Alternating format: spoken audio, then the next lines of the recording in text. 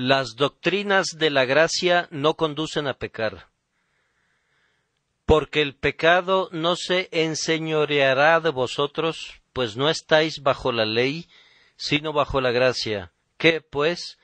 ¿Pecaremos porque no estamos bajo la ley, sino bajo la gracia? En ninguna manera. Romanos 6, versículos 14 y 15. El domingo pasado por la mañana intenté demostrar que la sustancia y esencia del verdadero evangelio es la doctrina de la gracia de Dios, que de hecho, si quitaran la gracia de Dios del evangelio, le habrían suprimido la propia sangre de vida, y no quedaría en él nada digno de ser predicado, de creerse o por lo cual luchar. La gracia es el alma del evangelio. Sin ella el evangelio está muerto. La gracia es la música del evangelio. Sin ella el evangelio permanece en silencio en relación a todo consuelo. Me he esforzado en explicar también la doctrina de la gracia en términos breves, enseñando que Dios trata con los hombres pecadores sobre la base de pura misericordia. Encontrándolos culpables y condenados, les otorga perdones inmerecidos, sin tomar en cuenta para nada el carácter pasado o las buenas obras que puedan ser vistas por anticipado. Movido solamente por su piedad, Él desarrolla un plan para rescatarlos del pecado y sus consecuencias, un plan en el que la gracia es el principal atributo. Como un favor inmerecido, Él ha proporcionado, en la muerte de su amado Hijo, una expiación por medio de la cual Él puede conceder su misericordia con justicia. Él acepta a todos aquellos que ponen su confianza en esta expiación, seleccionando la fe como el camino de salvación, para que todo sea solamente por gracia. En esto, Él actúa por un motivo que se encuentra dentro de Él mismo, y no por ninguna razón encontrada en la conducta del pecador, ya sea pasada, presente o futura. Intenté demostrar que esta gracia de Dios fluye hacia el pecador desde el pasado más remoto y comienza sus operaciones cuando aún no hay nada bueno en él. Obra en él lo que es bueno y aceptable y continúa trabajando de esa manera hasta que la obra de gracia está completada y el creyente es recibido en la gloria para la que ya ha sido hecho digno de aceptación. La gracia comienza a salvar y persevera hasta que todo esté hecho, desde el principio hasta el fin, desde la A hasta la Z del alfabeto celestial, todo en la salvación es por gracia y solamente por gracia. Todo es un favor inmerecido, nada por méritos, porque por gracia sois salvos por medio de la fe, y esto no de vosotros, pues es don de Dios. Así que no depende del que quiere ni del que corre, sino de Dios que tiene misericordia. Tan pronto como esta doctrina es expuesta bajo una luz clara, los hombres comienzan a criticarla. Es el blanco al que dispara toda la lógica carnal. A las mentes no regeneradas nunca les ha gustado y nunca les gustará, porque es muy humillante para el orgullo humano y tiene en muy poca consideración la nobleza de la naturaleza humana. Que los hombres sean salvos por caridad divina, que deban recibir perdón por el ejercicio de la prerrogativa real, siendo criminales condenados, pues de lo contrario deben perecer en sus pecados, es una enseñanza que no pueden soportar. Sólo Dios es exaltado en la soberanía de su misericordia, y si el pecador no puede hacer otra cosa que tocar el cetro de plata mansamente y aceptar el favor inmerecido tan solo porque Dios se lo quiere dar, esto no es agradable para las grandes mentes de nuestros filósofos, ni para las anchas filacterias de nuestros moralistas, y por ello se dan la vuelta y luchan contra el imperio de la gracia. El hombre no regenerado busca de inmediato la artillería con la que puede luchar contra el evangelio de la gracia de Dios, y uno de los más grandes cañones que jamás haya traído al frente es la declaración que la doctrina de la gracia de Dios conduce al libertinaje. Si grandes pecadores son salvados inmerecidamente, entonces los hombres se convertirán más fácilmente en mayores pecadores. Y si la gracia de Dios habita en el hombre cuando Dios lo regenera, entonces los hombres concluirán que pueden vivir como les dé la gana y sin embargo ser salvos. Esta es la objeción constantemente repetida que he oído hasta el cansancio con su ruido vano y falso. Casi me avergüenzo de tener que refutar tan abominable argumento. Se atreven a afirmar que los hombres se sentirán con licencia para ser culpables por esa gracia de Dios, y no titubean en decir que si los hombres no son salvos por sus obras, entonces llegarán a la conclusión que su conducta es un asunto sin importancia y que pueden pecar para que abunde la gracia. Esta mañana quiero hablar un poco acerca de esta noción, porque en parte es un gran error y en parte es una gran mentira. En parte es un error porque tiene su origen en un entendimiento incorrecto, y en parte es una mentira porque los hombres saben que no es cierto o deberán saberlo si así lo quisieran. Comienzo aceptando que el cargo parece de alguna manera algo probable. Parece muy probable que si vamos a ir por todos lados diciendo el peor de los pecadores puede ser perdonado si cree en Jesús, porque Dios está manifestando su misericordia al más vil de los miles, entonces el pecado parecerá como algo que no tiene importancia. Si por todos lados vamos a proclamar vengan ustedes pecadores, vengan y sean bienvenidos, y reciban perdón gratuito e inmediato a través de la gracia soberana de Dios, entonces sí parece probable que algunas personas de manera vil repliquen pequemos sin medida, pues fácilmente podemos obtener perdón. Pero lo que parece ser probable no es, por consiguiente, cierto. Por el contrario, lo improbable y lo inesperado muy a menudo suceden. En cuestiones de influencia moral, nada es más engañoso que la teoría. Los caminos de la mente humana no pueden ser dibujados con un lápiz y un compás. El hombre es un ser muy singular. Aun lo que es lógico no es siempre inevitable, porque las mentes de los hombres no están gobernadas por las reglas de las escuelas. Creo que la conclusión que llevaría a los hombres a pecar porque la gracia reina no es lógica, sino precisamente lo contrario, y me atrevo a afirmar que de hecho los hombres impíos, como regla, no toman como pretexto la gracia de Dios como una excusa para su pecado. Como regla, son demasiado indiferentes para preocuparse por cualquier tipo de razones, y si ofrecen una excusa, es usualmente más débil y superficial. Puede haber unos pocos hombres de mentes perversas que hayan usado este argumento, pero no hay un registro de las extravagancias del entendimiento caído.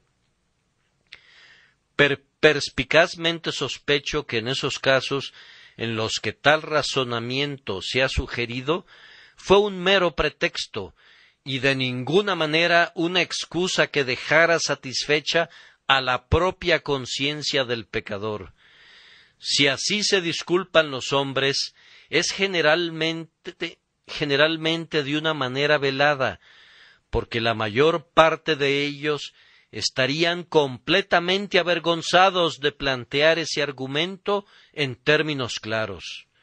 Me pregunto si el mismo diablo pudiera utilizar tales razonamientos. Dios es misericordioso, por consiguiente seamos más pecadores. Es una conclusión tan diabólica que no me gusta culpar a mis semejantes por eso, aunque nuestros oponentes moralistas no titubean en degradarlos así a ellos. Seguramente ningún ser inteligente puede persuadirse realmente que la bondad de Dios es una razón para ofenderlo más que nunca. La locura moral produce extraños razonamientos, pero es mi convicción solemne que los hombres muy raramente consideran en la práctica que la gracia de Dios es un motivo para pecar. Lo que parece tan probable a primera vista deja de serlo cuando llegamos a considerarlo. He admitido que unos cuantos seres humanos han tornado la gracia de Dios en libertinaje, pero confío en que nadie argumente alguna vez contra cualquier doctrina al solo considerar el uso perverso que de ella haga la gente más baja. ¿Acaso no se puede pervertir cualquier verdad? ¿Hay alguna doctrina de la Escritura que manos sin gracia no hayan torcido convirtiéndola en maldad? ¿No hay una casi infinita inventiva en los hombres malvados para convertir el bien en mal? Si vamos a condenar una verdad por el mal comportamiento de individuos que profesan creerla, nos encontraríamos condenando a nuestro Señor mismo por lo que hizo Judas, y nuestra santa fe moriría en las manos de apóstatas e hipócritas. Actuemos como hombres racionales. No culpamos a las sogas porque algunas criaturas locas se han ahorcado con ellas, ni pedimos que la cuchillería de Sheffield deba ser destruida porque los utensilios filosos son instrumentos de los asesinos. Puede parecer probable que la doctrina de la gracia inmerecida se convierta en una licencia para pecar, pero una mejor familiaridad con el curioso trabajo de la mente humana corrige esa noción. Caída como está la naturaleza humana, sigue siendo humana, y por consiguiente no toma benévolamente ciertas formas del mal, tales como por ejemplo la ingratitud. Casi no es humano multiplicar agravios sobre quienes nos otorgan continuos beneficios. El caso me recuerda la historia de media docena de muchachos que tenían padres muy severos, que acostumbraban a azotarlos hasta dejarlos medio muertos. Otro muchacho que estaba con ellos, el cual era amado tiernamente por sus padres, y se lo demostraban. Estos jóvenes muchachos se reunieron para tener un consejo de guerra para robar un huerto. Todos estaban ansiosos de poner manos a la obra, excepto el joven favorecido por sus padres, al que no le gustó la propuesta. Uno de ellos exclamó: «Tú no tienes por qué tener miedo. Si nuestros padres nos atrapan en este trabajo, nos dejarán medio muertos, pero tu padre no pondrá una mano sobre ti». El jovencito respondió: «¿Y piensan ustedes que por ser mi padre bueno conmigo, yo por eso haré algo malo y lo afligiré con mi actitud? No le haré nada de eso a mi padre amado. Es tan bueno conmigo que no quiero contrariarlo». Parecería que el argumento de ese grupo de muchachos no fue avasalladoramente convincente para este compañero. La conclusión opuesta era completamente lógica y evidentemente llevaba un peso en ella. Si Dios es bueno con quienes no lo merecen, algunos hombres se entregarán al pecado, pero hay otros de un orden más noble a quienes la bondad de Dios los guía al arrepentimiento. Desprecian el argumento bestial que entre más amoroso es Dios, más rebeldes podemos ser, y sienten que contra un Dios de bondad rebelarse es algo malo. Por cierto, no puedo evitar observar que he conocido personas que objetan la mala influencia de las doctrinas de la gracia, que no estaban de ninguna manera calificadas por su propia moralidad para ser jueces en esta materia. La moral debe estar en muy mala condición cuando las personas inmorales se vuelven sus guardianes. La doctrina de la justificación por la fe es frecuentemente objetada como dañina para la moral. Un periódico hace tiempo citó un verso de uno de nuestros himnos populares. Tú, fatigado, agobiado, ¿por qué te agotas así? Deja tus obras. Todo fue hecho hace mucho, mucho tiempo. Hasta que no te aferres con simple fe al trabajo de Jesús, las obras son fatales, las obras terminan en la muerte. Esto lo consideraron como un ejemplo de enseñanza dañina. Cuando leí el artículo, sentí un profundo interés en este corrector de Lutero y de Pablo, y me pregunté ¿cuánto habría bebido para elevar su mente a tal altura del conocimiento teológico? He encontrado hombres alegando contra las doctrinas de la gracia bajo la base que no promueven la moralidad y a los cuales con justicia podría haberles replicado ¿qué tiene la moralidad que hacer contigo o tú con ella? Estos porfiados rigoristas de las buenas obras a menudo no son quienes las hacen. Que los legalistas miren sus propias manos y lenguas y dejen que el Evangelio de la gracia y sus defensores respondan por ellos mismos. Mirando atrás en la historia, veo en sus páginas una refutación a la calumnia tan a menudo repetida. ¿Quién se atreve a sugerir que los hombres que creyeron en la gracia de Dios fueron más pecadores que otros pecadores? Con todas sus fallas, aquellos que les arrojan piedras serán muy pocos si primero prueban que fueron superiores en carácter. ¿Cuándo han sido ellos promotores del vicio o defensores de la injusticia? Vayamos al punto de la historia inglesa cuando esta doctrina era muy poderosa. ¿Quiénes eran los hombres que sostenían esta doctrina más firmemente? Hombres como Owen, Charnock, Manton, Howe, y no dudo en agregar a Oliver Cromwell. ¿Qué clase de hombres eran estos? ¿Compartían los caprichos del desenfreno de una corte? ¿Inventaron un libro de diversiones para divertirse en el día del Señor? ¿Frecuentaban las tabernas y lugares de fiesta? Cualquier historiador les dirá que la falta más grande de estos hombres a los ojos de sus enemigos fue que eran demasiado correctos para la generación en la que vivían, y por eso les llamaron puritanos, y los condenaron porque sostenían una teología sombría.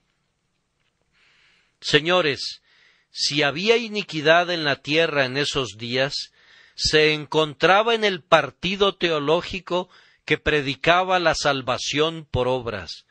Esos caballeros con rizos al estilo de las damas y muy perfumados, cuyos discursos tenían un sabor profano, eran los abogados de la salvación por obras, y todos enlodados y salpicados por la lujuria abogaban por el mérito humano. Sin embargo, los hombres que creían en la gracia solamente eran de otro estilo. ¿No estaban en las cámaras del alboroto y el libertinaje? ¿En dónde estaban? Se les podía encontrar de rodillas, clamando a Dios, pidiendo ayuda en la tentación, y en los tiempos de persecución se podían encontrar en la prisión, sufriendo con alegría la pérdida de todas sus cosas por causa de la verdad. Los puritanos eran los hombres más piadosos sobre la faz de la tierra. Son tan inconsistentes los hombres que les ponen un apodo por su pureza y sin embargo dicen que sus doctrinas conducen al pecado. Y no es un ejemplo solitario el del puritanismo. Toda la historia confirma la regla, y cuando se dice que estas doctrinas promueven el pecado, yo apelo a los hechos y dejo que el oráculo responda como pueda.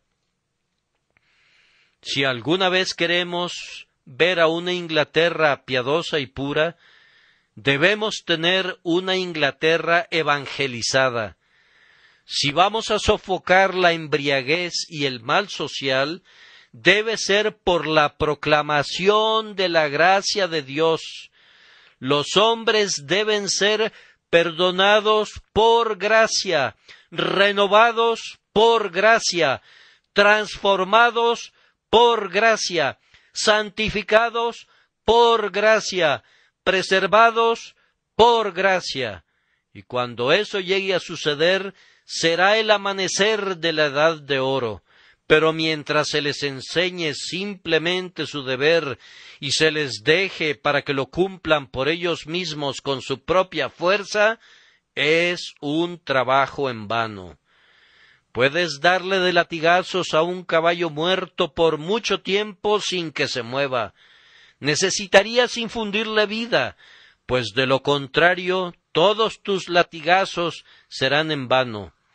Enseñar a caminar a hombres que no tienen pies es una pobre tarea, y lo mismo es instruir en la moral antes que la gracia le dé al corazón el amor a la santidad.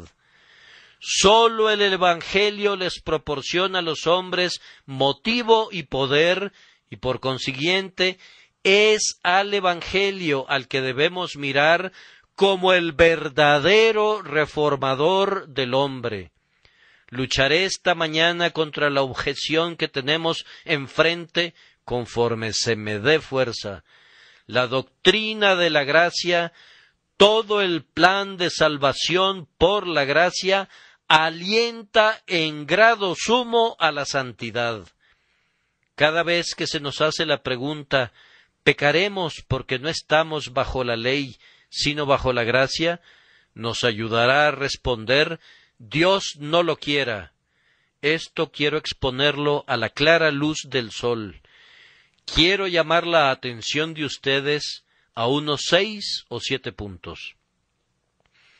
Primero, ustedes verán que el Evangelio de la gracia de Dios promueve la santidad real en los hombres, haciéndoles recordar que la salvación que trae es salvación del poder del pecado. Cuando predicamos salvación a los hombres más viles, algunos suponen que queremos decir una simple liberación del infierno y una entrada al cielo.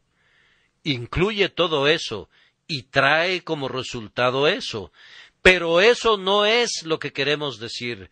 Lo que queremos decir por salvación es esto: liberar del amor al pecado, rescatar del hábito del pecado, hacer libre del deseo del pecado. Ahora escuchen, si así es, si esa bendición de la liberación del pecado es el don de la gracia divina, ¿de qué manera ese don o su distribución inmerecida pueden producir pecado? No veo tal peligro.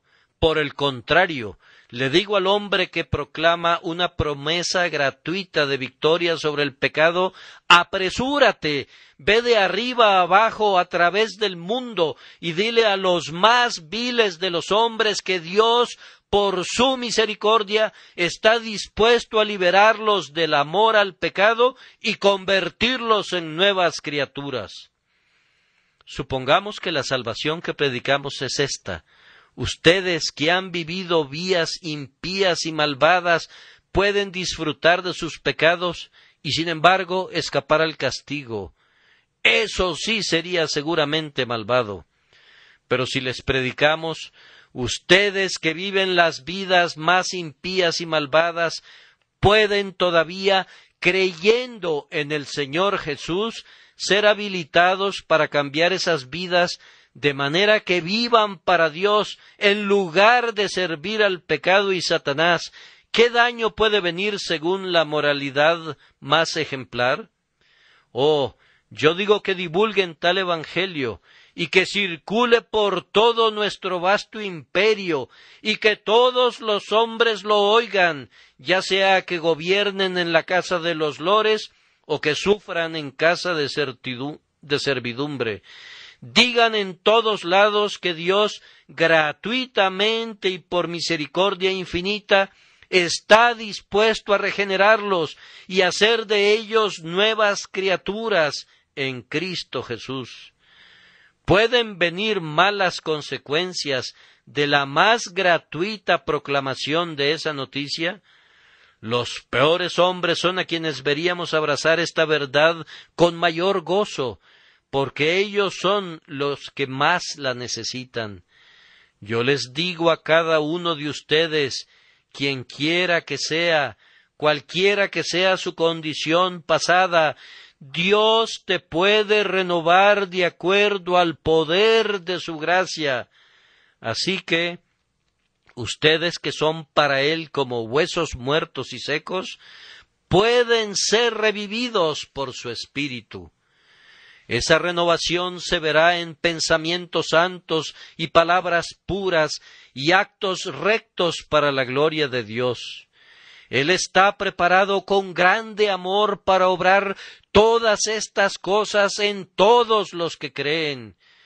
¿Por qué debería enojarse alguien por esta afirmación? ¿Qué daño puede derivarse de ella?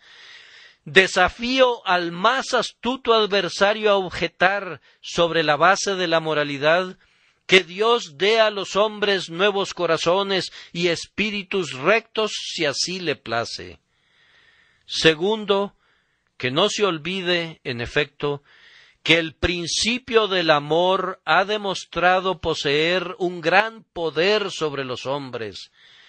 En la infancia de la historia, las naciones soñaban que podían frenar el crimen por medio de la severidad y descansaban en fieros castigos. Pero la experiencia corrige el error.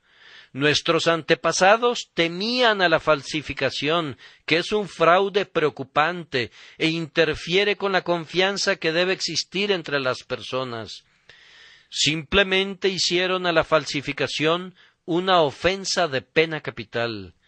¡Ay! ¡Cuántos asesinatos fueron cometidos por esa ley! Sin embargo, el uso constante del cadalso nunca fue suficiente para desarraigar el crimen. Muchos delitos han sido creados y multiplicados por su correspondiente castigo que tenía la intención de suprimirlos. Algunos delitos casi han desaparecido cuando la pena contra ellos ha sido aligerada. Es un hecho notable en lo que respecta al ser humano que si se le prohíbe hacer alguna cosa, inmediatamente suspira por hacerla, aunque nunca antes haya pensado en hacerla. La ley ordena la obediencia, pero no la promueve. A menudo crea desobediencia, y se ha sabido que un castigo excesivo provoca el delito. La ley falla, pero el amor gana. El amor en cualquier caso hace que el pecado sea vergonzoso. Si alguno roba a otro, eso es suficientemente malo. Pero supongamos que un hombre roba a su amigo que lo ha ayudado a menudo cuando ha tenido necesidad. Todos dirían que su crimen es de lo más horrendo. El amor marca el pecado en la frente con un hierro al rojo vivo. Si un hombre mata a un enemigo, el delito sería penoso. Pero si le quita la vida a su padre, a quien le debe su vida, o a su madre, en cuyos pechos fue criado en la infancia, entonces todos clamarían contra ese monstruo. A la luz del amor, el pecado es visto como excesivamente pecaminoso. Y esto no es todo. El amor tiene un gran poder que nos fuerza a la más alta forma de la virtud. Trabajos a los que un hombre no podría ser obligado con base en la ley, son hechos con alegría por amor. ¿Acaso nuestros valientes marinos tripularían el bote salvavidas para obedecer una ley del Parlamento? No, con indignación se rebelarían por ser forzados a arriesgar sus vidas, pero lo harán gratuitamente para salvar a sus semejantes. Recuerden ese texto del apóstol. Ciertamente apenas morirá alguno por un justo. Con todo, dice, pudiera ser que alguno osara morir por el bueno. La bondad gana al corazón y uno está listo para morir por el bueno y generoso. Miren cómo los hombres han ofrendado sus vidas por los grandes líderes. Se convirtió en una frase inmortal aquella del soldado francés herido.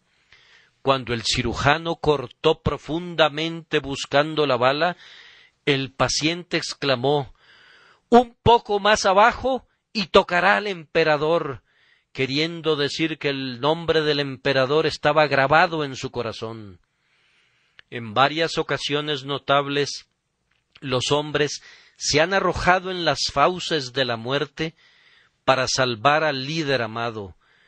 Por el deber se defiende una fortificación, pero el amor arroja el cuerpo en el camino de la bala mortal. ¿Quién pensaría en sacrificar su vida por causa de la ley? Sólo el amor no considera la vida tan preciosa como el servicio al amado. El amor a Jesús crea un heroísmo del que la ley no sabe nada. Toda la historia de la Iglesia de Cristo, cuando ha sido fiel a su Señor, es una prueba de esto. La bondad también, trabajando por la ley del amor, ha cambiado frecuentemente al más indigno y en ello ha probado que no es un factor de mal. A menudo hemos oído la historia del soldado que había sido degradado a los niveles más bajos y azotado y encarcelado, y sin embargo se embriagaba y se comportaba mal. El oficial comandante se dijo un día: «He intentado casi todo con este hombre y no puedo hacer nada con él. Intentaré otra cosa más». Cuando le fue llevado a su presencia, el oficial se dirigió a él y dijo: «Tú pareces incorregible. Hemos intentado todo contigo. No parece que haya esperanza de cambio en tu infame conducta. Estoy determinado a comprobar si otro plan puede tener algún efecto. Aunque mereces azotes y una larga prisión, te perdonaré gratuitamente». El hombre se conmovió grandemente por el perdón inesperado e inmerecido y se convirtió en un buen soldado. La historia lleva la verdad en su frente. Todos vemos que probablemente así debía terminar. Las anécdotas son tan buen argumento que voy a decir otra. Un borracho se despertó una mañana de su embriaguez, con su ropa puesta, tal como se había desplomado en la cama la noche anterior. Vio a su única pequeña, su hija Milly, haciéndole el desayuno. Despabilándose, le dijo: «Milly, ¿por qué permaneces conmigo?». Ella le respondió: «Porque eres mi padre y porque te amo». Él se miró y vio qué criatura tan torpe, harapienta e inútil era él, y le dijo: «Milly, ¿realmente me amas?».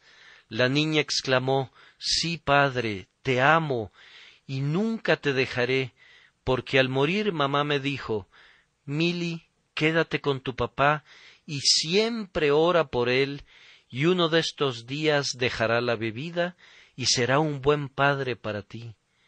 Por eso nunca te dejaré. Es maravilloso si agrego, como sucedió en la historia, que el padre de Mili dejó la bebida y se convirtió en un hombre cristiano. Hubiera sido más asombroso si no lo hubiera hecho. Mili estaba confiando en la gracia inmerecida, ¿o no? De acuerdo a nuestros moralistas, ella debió haber dicho, Padre, eres un horrible hombre miserable, ya he permanecido contigo lo suficiente, ahora debo dejarte, pues si no, estaré alentando a otros padres a emborracharse. Bajo ese tratamiento tan adecuado, me temo que el padre de Mili hubiera continuado su borrachera hasta su total perdición. Pero el poder del amor hizo de él un hombre mejor. ¿No prueban estos ejemplos que el amor inmerecido tiene una gran influencia para bien? Oigan otra historia. En los tiempos antiguos de persecución, vivía en Cheapside un hombre que temía a Dios y asistía a las reuniones clandestinas de los santos. Y cerca de él vivía un pobre zapatero remendón cuyas necesidades eran a menudo aliviadas por el comerciante. Sin embargo, ese pobre hombre era un ser de lo más insensato e ingratamente, por la esperanza de una recompensa, dio información contra ese amigo bondadoso por causa de su religión. Esta acusación hubiera llevado al comerciante a la muerte en la hoguera si no hubiera hallado el medio de escaparse. Al regresar a su casa, el hombre ofendido no cambió su comportamiento generoso con el malvado zapatero, sino que, por el contrario, fue más liberal que nunca. El zapatero estaba, sin embargo, con ánimo amargado y evitaba al buen hombre hasta donde podía y huía de él si se acercaba. Un día se vio obligado a enfrentarlo cara a cara y el hombre cristiano le preguntó delicadamente, ¿por qué me evitas? No soy tu enemigo, sé todo lo que hiciste para dañarme, pero nunca he tenido un pensamiento de enojo contra ti. Te he ayudado y deseo hacerlo mientras viva. Seamos, pues, amigos. ¿Se maravillan porque se dieron la mano? ¿Se asombrarían si les digo que poco tiempo después ese pobre hombre asistía a las perseguidas reuniones de los Lollardos de esa época?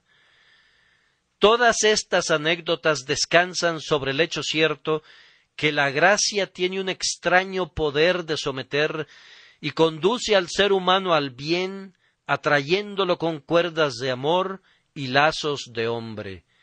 El Señor sabe que aun siendo tan malos como son los hombres, la llave de sus corazones cuelga del clavo del amor. Sabe que su bondad todopoderosa, aunque a menudo es contrariada, triunfará al final. Creo que mi punto está probado. Para mí, sí lo está. Debemos seguir adelante. No hay temor que la doctrina de la gracia de Dios vaya a conducir a los hombres al pecado, porque sus operaciones están conectadas con una revelación especial de la maldad del pecado. La iniquidad se vuelve excesivamente amarga antes de ser perdonada o cuando es perdonada. Cuando Dios comienza a tratar con un hombre con miras a borrar sus pecados y convertirlo en su hijo, usualmente lo conduce a ver sus malos caminos en toda su atrocidad. Lo hace mirar al pecado fijamente hasta que grita con David, «Mi pecado está siempre delante de mí».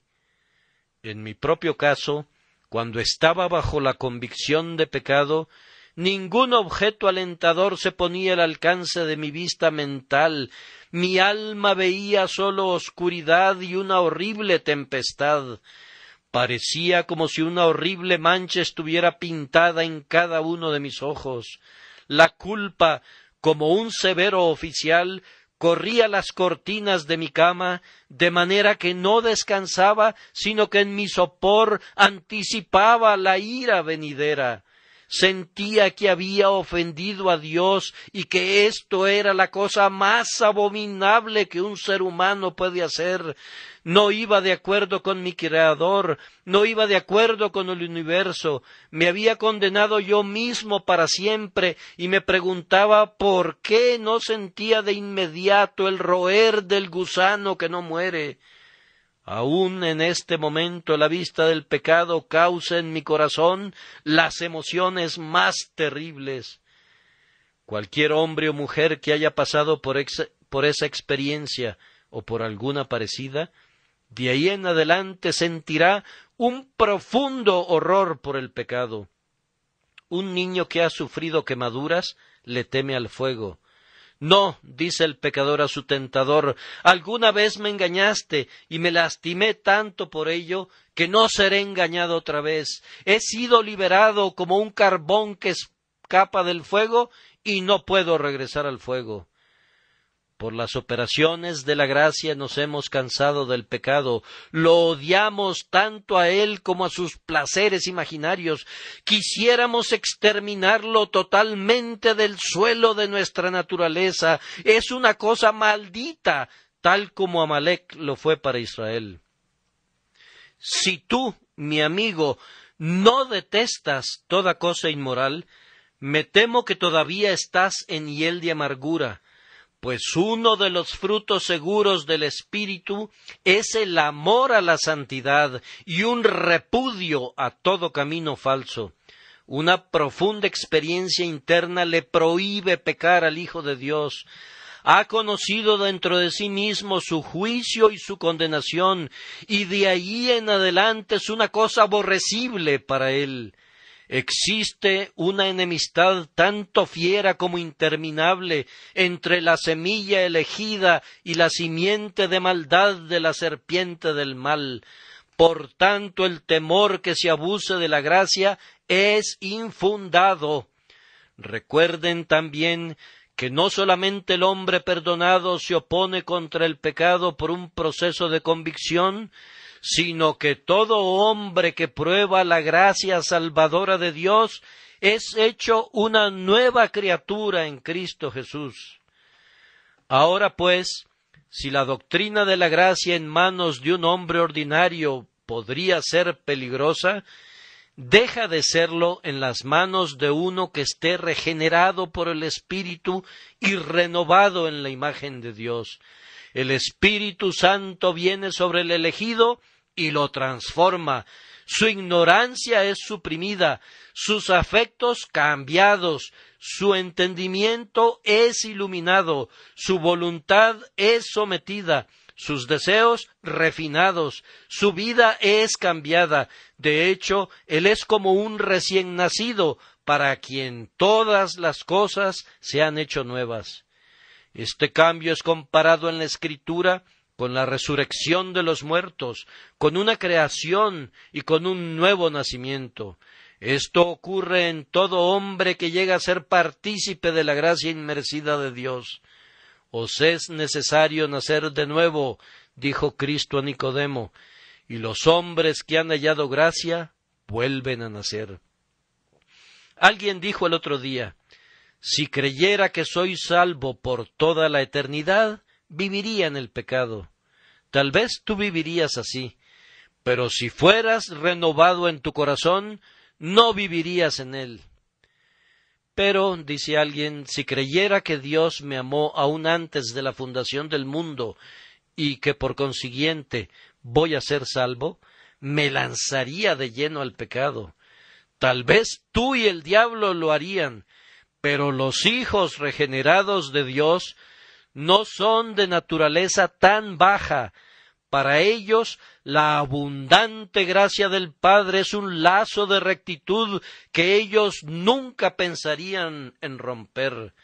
Ellos sienten las dulces restricciones de la sagrada gratitud y desean perfeccionar la santidad en el temor del Señor. Todos los seres viven de acuerdo a su naturaleza, y el hombre regenerado ejercita los santos instintos de su mente renovada, clamando por la santidad, combatiendo en contra del pecado, esforzándose para ser puro en todas las cosas. El hombre regenerado pone toda su fuerza hacia lo que es puro y perfecto. Un corazón nuevo hace toda la diferencia. Una vez dada una naturaleza nueva, entonces todas las inclinaciones corren por un camino diferente, y las bendiciones del omnipotente amor ya no implican peligro, sino que sugieren las aspiraciones más altas. Una de las principales certidumbres para la santidad del perdonado se halla en la manera de la purificación por la expiación. La sangre de Jesús santifica tanto como perdona. El pecador aprende que su perdón gratuito le costó la vida a su mejor amigo, que para su salvación el mismo Hijo de Dios agonizó hasta el sudor sangriento y murió abandonado por su Padre. Esto ocasiona un sagrado lamento por el pecado conforme mira al Señor a quien traspasó. El amor a Jesús arde dentro del pecho del pecador perdonado, porque el Señor es su Redentor, y por ello siente una ardiente indignación contra ese mal asesino que es el pecado. Para él, cualquier tipo de pecado es detestable, pues está manchado con la sangre del corazón del Salvador. Cuando el pecador penitente escucha el grito de Eloi, Eloi, lama sabactani, se horroriza al pensar que alguien tan puro y bueno sea abandonado por el cielo a causa del pecado que tuvo que soportar en lugar de su pueblo.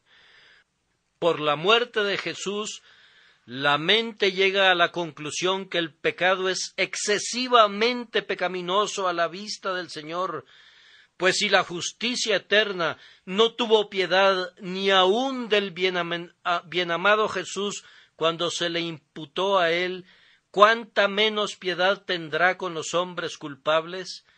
Debe ser una cosa indeciblemente plena de veneno la que pudo hacer sufrir tan terriblemente al Inmaculado Jesús.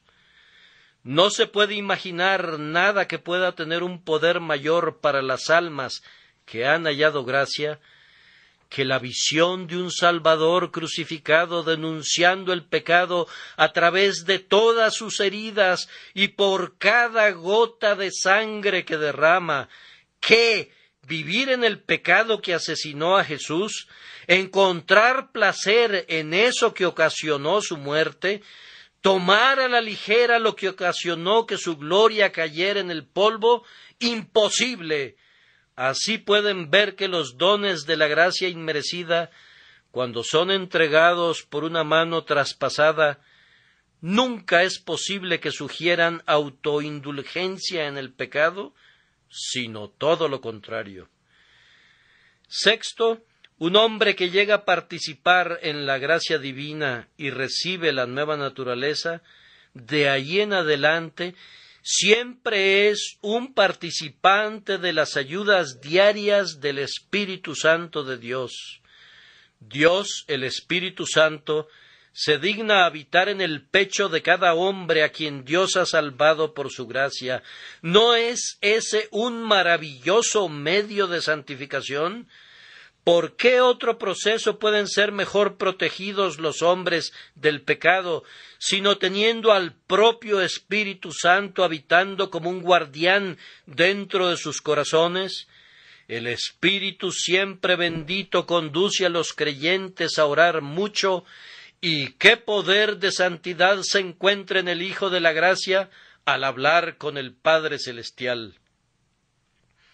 El hombre tentado vuela a su habitación, le revela a Dios su aflicción, Mira las heridas que fluyen de su Redentor y sale fortalecido para resistir a la tentación.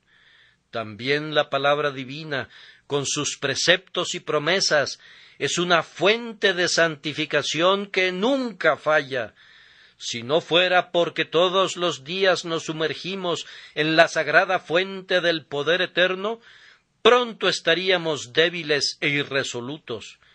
Pero la comunión con Dios nos renueva para nuestra vigorosa ofensiva contra el pecado.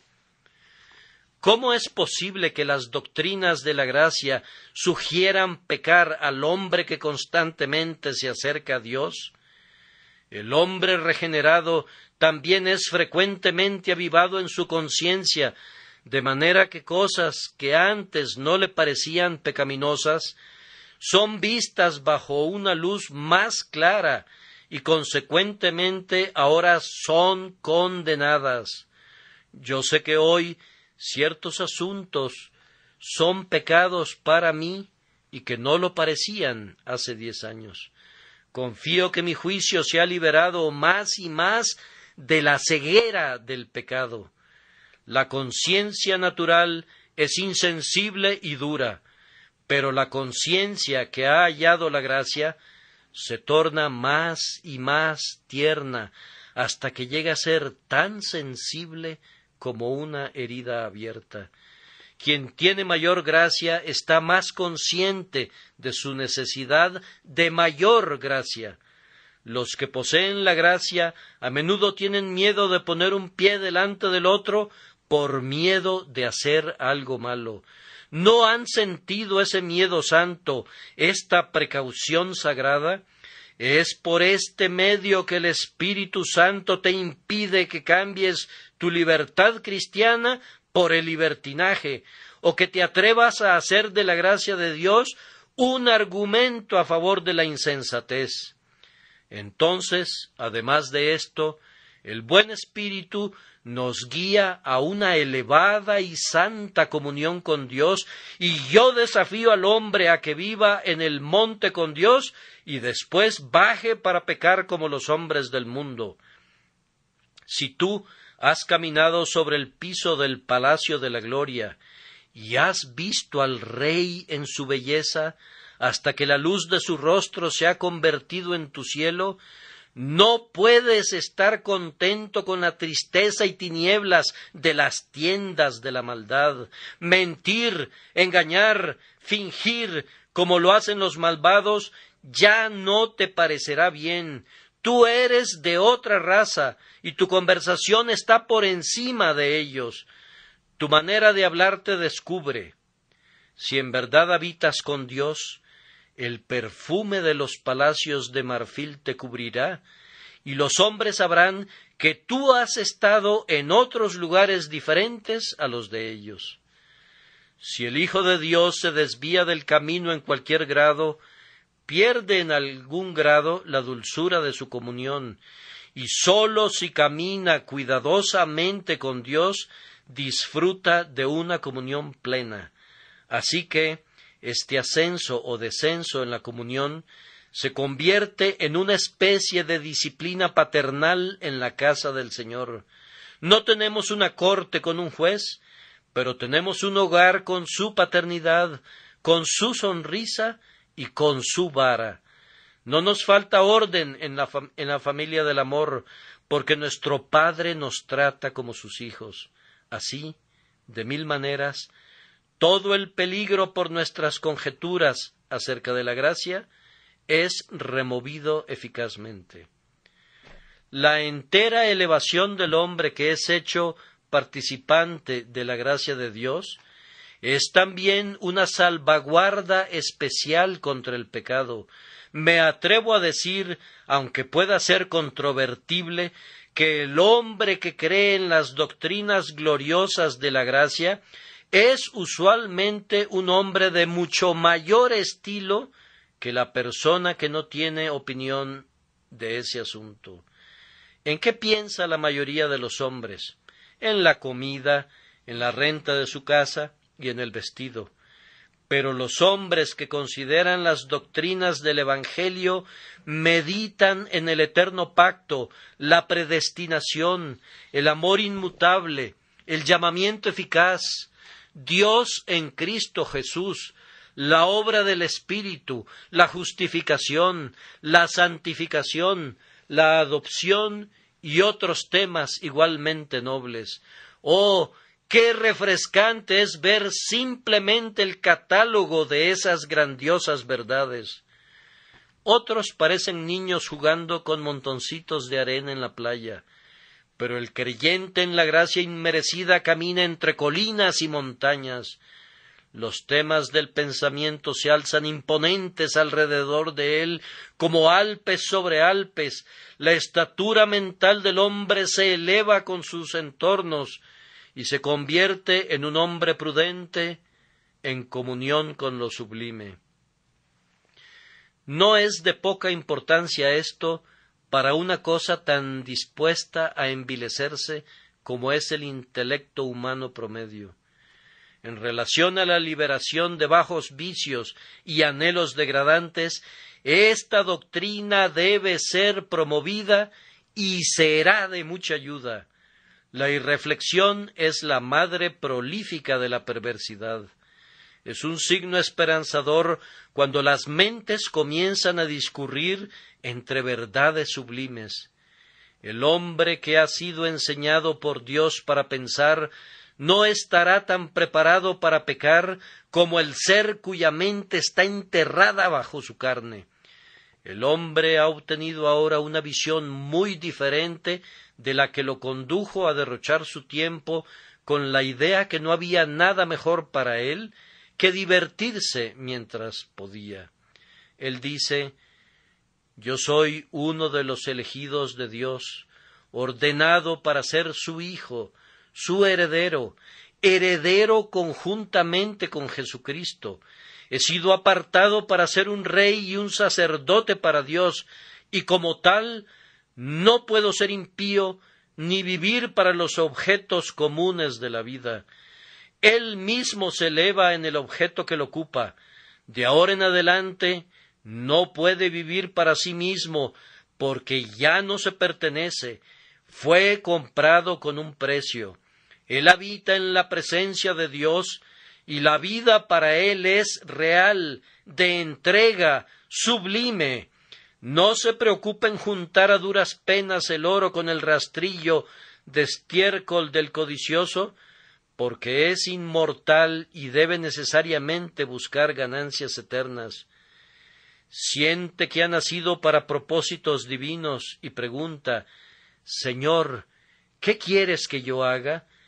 Siente que Dios lo ha amado para que su amor pueda fluir también hacia otros.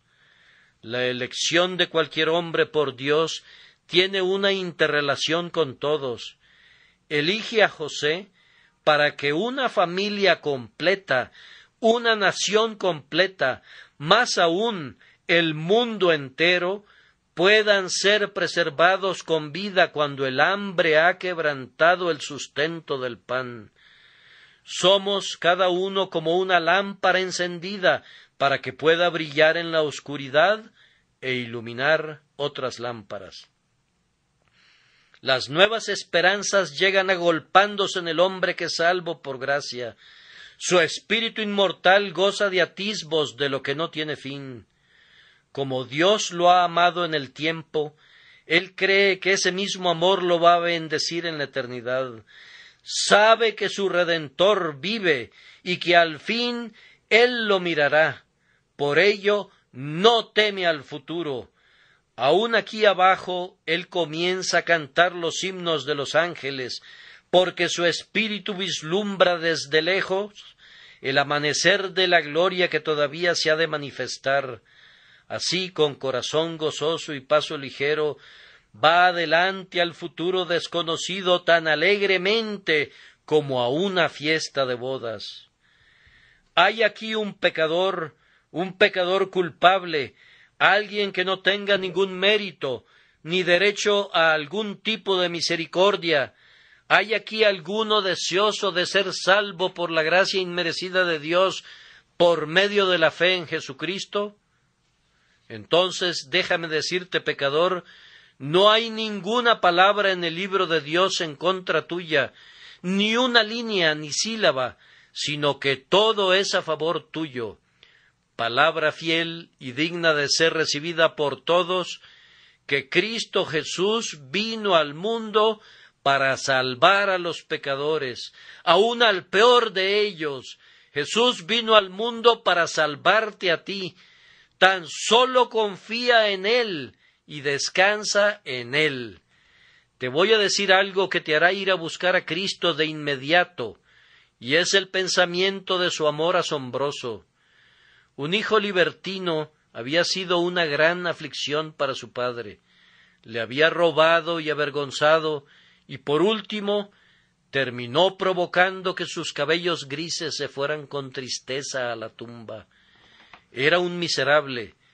Nadie pudiera ser más desvergonzado.